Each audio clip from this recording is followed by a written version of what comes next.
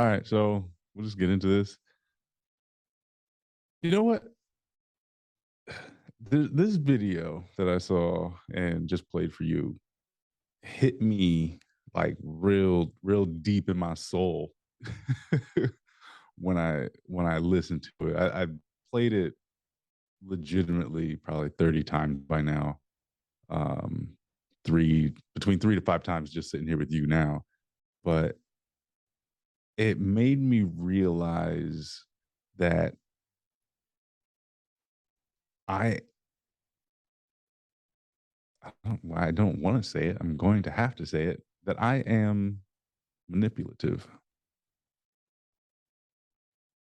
I am manipulative in my marriage, and I'm here to deal with that today. Man, before you play the video though, what I was thinking is we are born manipulators, right? Hmm. Because when you just think about a baby, right? When they figure out that they can cry to get an outcome, they start crying, right? My diaper is wet, I'm crying. When I want to be Yeah, fed, I'm crying. When I'm hungry, I'm crying, right? Because they can't communicate in if any other that, way. So, right, right, all those things. So it's like, or I'll just cry and they'll figure it out, whatever I need. And then when I'm hmm done, like I'll either laugh or smile or whatever. Um, but I get what I need based on doing this action. So yeah, like it's in us and we have to fight through that default nature to be better humans. yeah, yeah. So the title of today's podcast is "Controlling the Outcome," which I'm sure you've seen by clicking on the link. Um, what we'd like to do is play this video for you real quick. Um, this video is by someone I follow on TikTok.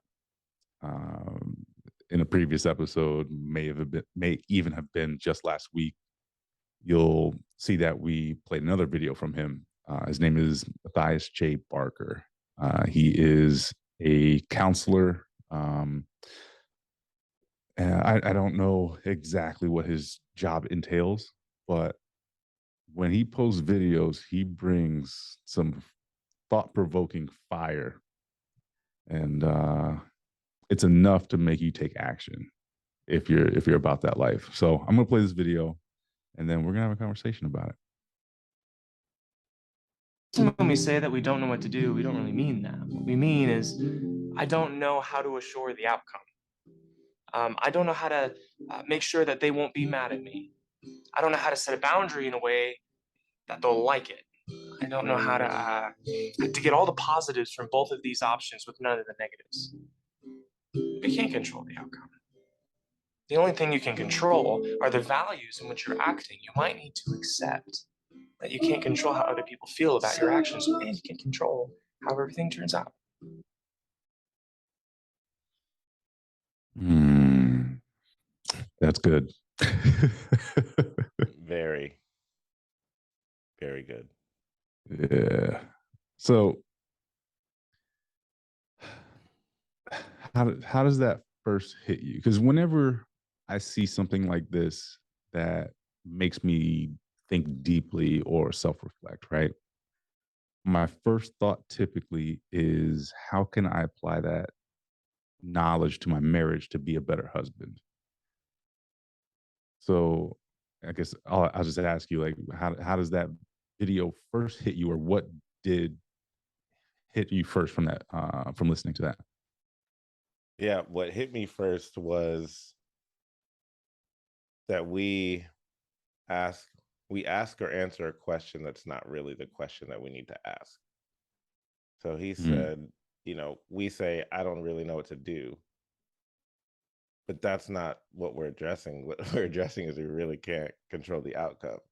So, I mean, we've talked about, excuse me, previous episodes when we don't know what to do or we don't know where to start. We usually can find the resources to at least start what we're doing.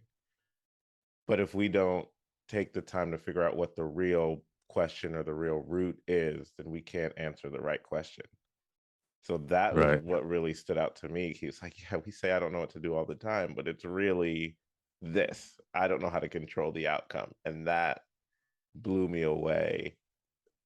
But then there was so much other stuff that I just kept getting like, it's like if you have like you're trying to fight, if you've seen those videos of someone trying to walk through like a wind or like a hurricane, and they take a step and they keep going back, and then they're trying to step again and they keep getting blown back. Like he just kept blowing me back with what he was saying. So that's my first Mm. thought, is like you have to answer the right question and even figure out what the right question is to really then mature and grow.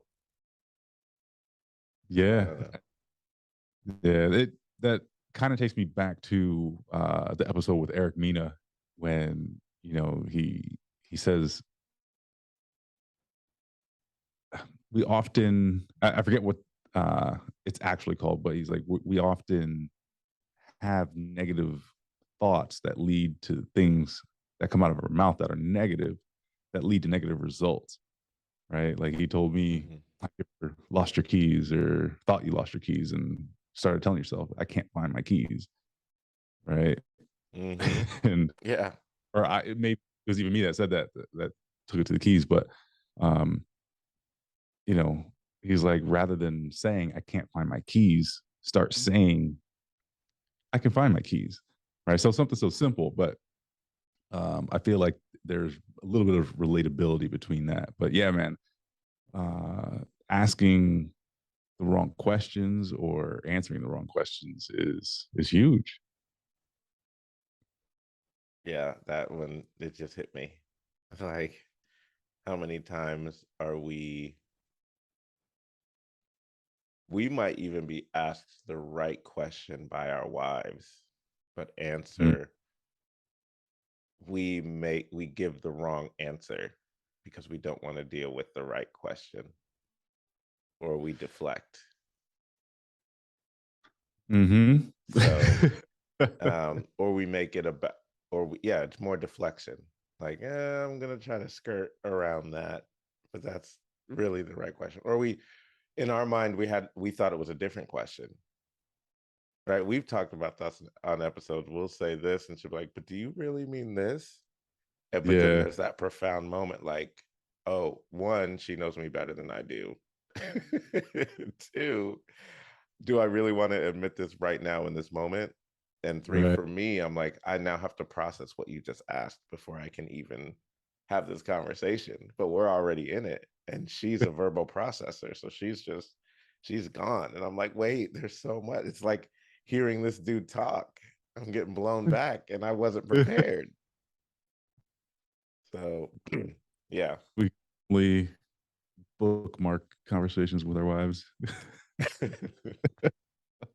I'll be back. Hold on Yeah. a second. Right. Can we pause right here? Yeah. Oh man. I mean, and you know what the funny thing is? Sometimes that's a good practice. It's just rather than trying to control the outcome and getting stuck like I do so many times. And you know what? This Listening to this audio was so deep for me. It's got me thinking now, like, did I do I know in the moment that I'm trying to control the outcome, right? Or did it take to this moment to realize that to make me attempt to make a change? I'm not even gonna say attempt to make a change, to make a change. Right. I I I apologize for these breaks in speech, but like I'm just actively reflecting on the spaces I've been with my wife and how I've so often mishandled those situations. So I'm actively hurting right now Yeah, to no. to It's what it's what deep. I've done and what I could have been doing. Hmm. Yeah, I mean, It's deep because I we generally don't consider I don't consider myself a controlling person. Mm, But when you with this, it makes you really reflect on that aspect of your life, right? Because I yeah, yeah, think at the root, that's the beauty of marriage, is letting go of that control, right? mm, Because when you're single, you really are controlling all the outcomes for yourself. Or all the there's always a goal though, right? So not saying having a goal is wrong, but it's how do we get to this goal together, and yeah, learning how to, in the aspects of controlling the outcome of conversations in your marriage, kind of where we're landing is how do we give up that control to let it just be authentic and let it happen without thinking, just like how do I control the outcome? How do I make sure they're not mad? yeah. Like Like that is, yeah. yeah, that feeling of losing something, right? And especially in marriage, if you are, and here's the thing, it doesn't necessarily have to be that you're giving up control. You're giving up soul control, Mm, right? that's good. If if the two of you are in agreement on how to proceed on something, you have control, joint control, right? Pilot, co-pilot. Hmm. So I think you just have to focus to get to that space and focus on joint control. I'm just thinking of what, like again, like even deeper than that, like why do we feel like we have to have control? And I wrote down fear. Yeah. It's There's fear of the unknown, which is why we feel like we want to know that we can control what happens, right? We want to know that there's going to be a good outcome, but we are fearful of the unknown. I asked Bella, the Bella started school this week, and I was like, are you excited about school? She's like, yeah, but I'm kind of scared too. And I was like, why are you scared? She's like, because I don't know what's going to happen. And it's like, it was profound. Like even if we have to work through the fear, even if it's like our mind actively acknowledges it, but it's like a fleeting thought. But still, there is that essence, that primal nature of like, make sure you're alive when you leave the house, like the caveman nature, like what's around. Like we have to work Yeah. through that fear. And I think that is why we want to control. And it might be fear, it might be, past experiences, it might be whatever. But there's usually a reason why we want to control whatever we are controlling. But we can just acknowledge and make it be at fleeting moment, like, okay, it'll be fine. Like I have a track record with my wife that in these conversations we both come out alive and probably stronger. So what am I Yeah. doing not leaning in to this conversation? So Yeah. yeah. Man. And you know what? Along with fear, I feel like a piece of this is either knowing or, well, both knowing that it has to happen, but also allowing that controlling piece of yourself to die, that solo control, right? If and not if, because you have lived that way probably most of your life until you get into a serious relationship where you're starting to consider marriage or you now are married, like we're talking about. That's the way you've lived. That's what you know. So it's a difficult thought. It's a difficult practice, but I wholeheartedly believe that part of you. I don't know. Would you agree that that has to die? I mean, to have amazing partnership and conversations with your wife, yes. Yeah. But I love that you use the word Oh, practice. Wait, say that one more time. Once that happens and you do like, well, yeah, practice joint control, something stronger grows in its place. So you're not really losing anything. Right. Sorry, but what were you going to No, say? I was just saying, no, that's good. I was saying, yeah, I like that. Excuse me. I like that you use the word practice because we're not going to get it right all the time.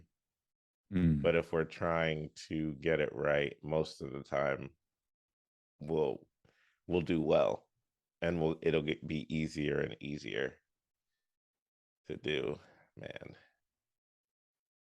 yeah, this is a tough one for this is a tough one. Sorry, guys, this is a tough one for us because we are processors and we're leaning into the verbal processing of things. But this one was good. I mean, there is a space where I know husbands, and I'll say even myself, like I don't know that I can ensure that she won't get upset by either my actions or my conversation or my words in this moment. Um, it's a very uncomfortable for me. Like I only mhm, want to bring her joy all the time. So mhm, to disappoint or to hurt feelings or even if it's a short time and we work through it, like I can get stuck in that moment for days and weeks. And that's obviously a me issue. But mm. like so that is one of those things, like as you said, you're reflecting on how you mishandled past situations. Like I see myself mishandling based on I don't know how to not have a emotion that I'm not ready to deal with from her. Man, you hit me hard right there. Controlling whether or not she gets upset, right? And it sent me on this thought path of reevaluating your responsibility to your wife. Are we responsible to whether or not she gets upset? Because then now, like, not only are you trying to control the outcome, you're trying to control her emotions. So, th- man, this is worth having a conversation with your wife, which, I need to do. Without trying to control the outcome. But yeah, so like, here's my thing. As a man, do we place this responsibility on ourselves to not upset our wives? Right. And in some way, it kind of seems logical. Like, well, yeah, like I don't want to do anything to upset her, which, okay, that's fine. But if she does get upset, is that actually a failure to your responsibility? Or is it just something that happens? Like, right, and that's dependent on the situation. Right. Like, you can go specifically do something to make her upset. I'm like, well, I can't control how you feel, right? That's not what I'm talking about. Right. So don't take me the wrong way Yeah, here. for sure. What I'm is, and Paul, I could tell by the reaction in your face, like you get what I'm saying, right? If you're walking through your everyday life and your wife gets upset about something, she just reacts in a funky way, right? Maybe she just perceived what you did or what you said in a way that you didn't intend it. So you meant no malintention Mm, towards with your action and or words. It may have just been misconstrued. You I think as men we may place too much, I don't know if I want to say value or too much weight on ourselves to maintain how our wives feel, right? And we've said this in previous episodes, like it's not our responsibility to make them happy. And I feel like too many of us think that's the case and it carries over into this. into trying to control the outcome, into thinking that it's our job to maintain how they feel. I Yeah, that one hit me for sure. It just reminded me of different conversations that I've had with other people not worried about that, and how Mm, free those conversations can flow. And I think we've even had a conversation as friends, like, how are some of our conversations different? And it comes down to, we don't have that expectation of, if I don't have that expectation, if I'm going to upset you or not. right. Because if it does, it just happens and we work through it. But one, it doesn't usually happen. But two, you know what I mean? So Yeah. yeah, I mean, that's a great question. But I think, yeah, it's something.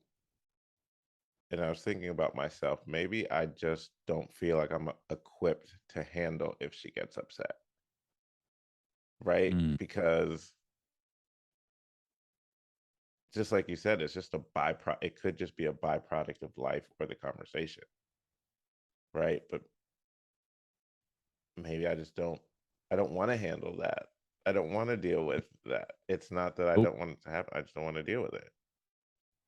Nope. We talked about it earlier. It was before we started recording. It's that word belief, right?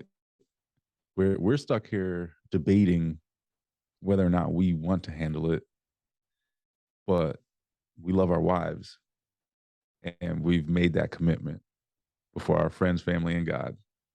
We're here to handle it, right? So we can take that off the table. We are sitting here stuck saying, do I know how to handle it? We just earlier said, yeah, we've got the tools. We know that. It's whether or not we believe we can handle it. Yeah. So if we just admit to ourselves, yeah, I believe I can handle it, and move forward with intentionality Hmm. a- and purpose and that belief,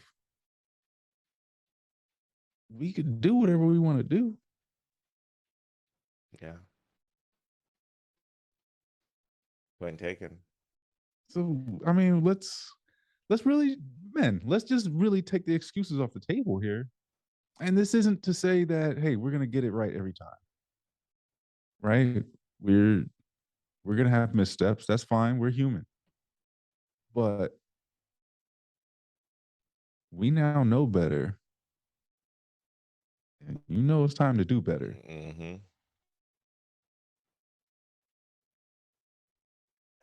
Yeah.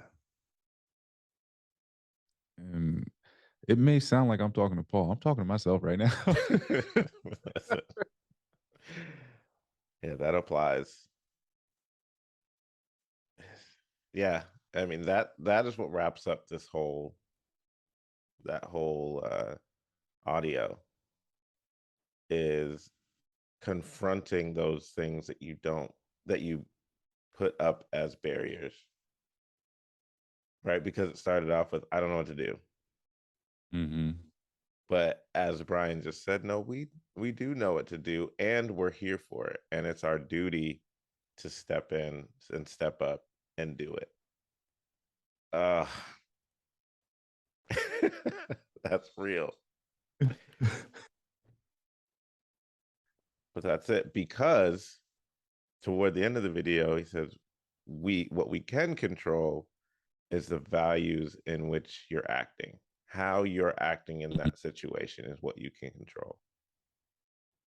So we may not be able to control all those things, or we quote unquote don't know how to, but there is one thing we can control, and that's our actions. And that's our intentionality. That's how we speak. That's our beliefs. That's how we respond. And that, what we can control, outweighs and has more foundation than what we cannot control. Yeah. And I was just telling Paul this earlier. This is what we teach our children day in and day out. I legitimately just had a conversation with Cheyenne about this. Um, and, she has a tendency to raise her voice when her younger siblings, do something to her. Right. And I'm trying to teach her, like, listen, that doesn't need to be your response. Right. You've been doing this for a while now. And obviously that's not getting you the result that you want. So let's rethink how we're reacting to the situation. I explained to her, listen, we can have all these feelings. We can be mad, sad, what have you. But every time you're mad doesn't mean you have to raise your voice and yell at your brother Maxwell, right? You can choose to have, or at least think with the intent of understanding and think to yourself, well, why did this happen? Why is he doing this? Is he maybe just trying to get my attention? And I'm looking at my iPad with my headphones on and ignoring him, and he's called my name 5 times, right? And now I choose to be annoyed about it rather than what could I have done, number one, to change that situation, right? If I'm talking about her, maybe I could just answer him the first time because I probably heard him call my name, right? And then when I let it get so far, so now I'm admitting that, well, yeah, it's my fault that I got this far. Do I need to raise my voice? No. I could just say, hey, what do you want? Right. Not what? Exactly. Exactly. And I'll tell you what, she didn't want to hear that, but I Yeah, think because it got through. we don't want to hear that. Ooh, yeah. I'm talking. I didn't want to hear it. Yeah. Oh man, this one hit hard. I hope y'all got a lot of value out of this one, as we did, and I hope you share it with someone who needs to hear it. Uh, do all the call to actions, please. Rate and review our podcast because we are dying to hear from you. We want to know what you think. We want to know what you want us to talk about. You can hit us up on Instagram. Again, like I said, let us know what you want us to talk about. Leave a comment about this episode or any others that you've heard. Reach us over on marriagestougher.com. If you'd like to be a guest, there's a short form for you to fill out there. Or you can see all of our episodes. They're all archived there. How about that? What do you got for them, Paul? Reach out and let us know how this one hit you. Because I'm sure, because this one hit us hard. And you can probably see it because it's a little bit untraditional on how we flow through the episode. We just kept getting smacked by the truth stick.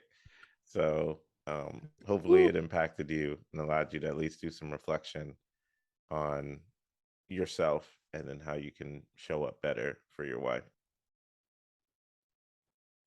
Yeah. All right, we're out.